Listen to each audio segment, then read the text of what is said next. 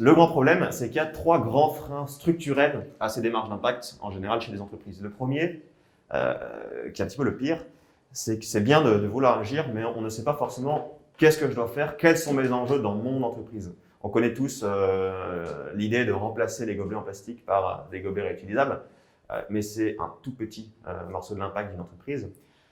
Et on ne sait pas forcément comment transformer ma gamme de produits, dans quoi est-ce que je dois la transformer. On ne sait pas quels sont mes enjeux, comment prioriser ces enjeux. Aujourd'hui, c'est très compliqué. Ensuite, on ne sait pas comment progresser. Une fois que je connais mes enjeux, je sais là où j'en suis, comment je vais faire pour avancer. On a la chance de vivre à une période où on a des centaines de startups, de green tech, de jeunes qui lancent leurs projets tous les mois. Mais c'est quasiment impossible de faire une veille et de connaître toutes ces innovations. Ou alors, il faut quelqu'un à temps plein. Mais pareil, c'est un coût et c'est un peu complexe.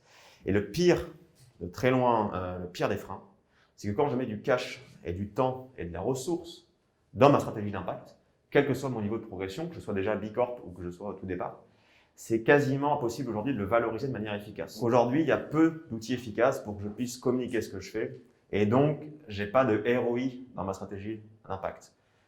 Et c'est très dommage parce que de l'autre côté, on a les particuliers, donc les consommateurs, les talents, de plus en plus les investisseurs, les business angels, qui veulent avoir du sens dans leur job, qui veulent avoir de l'impact via leur consommation, mais qui n'ont pas accès à l'info. Et c'est pour ça qu'on a créé Zei, qui est une plateforme qui permet de balayer les 3 freins à l'action du côté des entreprises, en leur permettant de découvrir et de savoir dès le début quels sont mes enjeux, qui permet derrière de savoir comment progresser en découvrant les meilleures innovations et technologies pour avancer, et qui permet surtout de pouvoir communiquer les engagements et de les valoriser auprès des talents, auprès des consommateurs, des investisseurs et dans les appels d'offres. Et on a pensé le système pour qu'il soit gratuit et pour que n'importe quelle entreprise puisse se lancer, que ce soit le boulanger du coin ou à la grosse multinationale.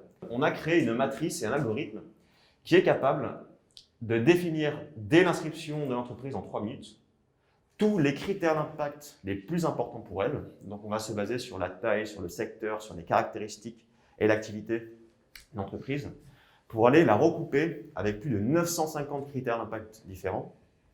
Donc il y en aura au final entre 20 et 40 critères d'impact. Et sur tous ces enjeux, tous ces critères, vous allez avoir une pondération, donc un coefficient, qui vous permettra de connaître les enjeux majeurs pour vous. En général, ça va être sur la transformation de vos produits et services, donc sur votre cœur de métier, jusqu'aux enjeux les plus light, donc les enjeux les moins impactants, qui seront avec un petit coefficient tout en bas du profil. Vous allez voir que les coefficients doivent être communs entre entreprises du même secteur, notamment pour la partie communication, parce que si on choisit ces enjeux et qu'on choisit ces coefficients, on fait du greenwashing. Je mets mes petits coefficients sur les trucs qui peuvent être importants scientifiquement, mais que je choisis de mettre de côté. Et les petits enjeux où je suis attendu, mais qui ont peu d'impact global avec une vision scientifique, je vais mettre un gros coefficient. Donc, tu vas voir pourquoi. Le but, c'est que ça soit par rapport à la réalité scientifique, par rapport à l'impact de mon entreprise sur l'environnement, le social et la gouvernance.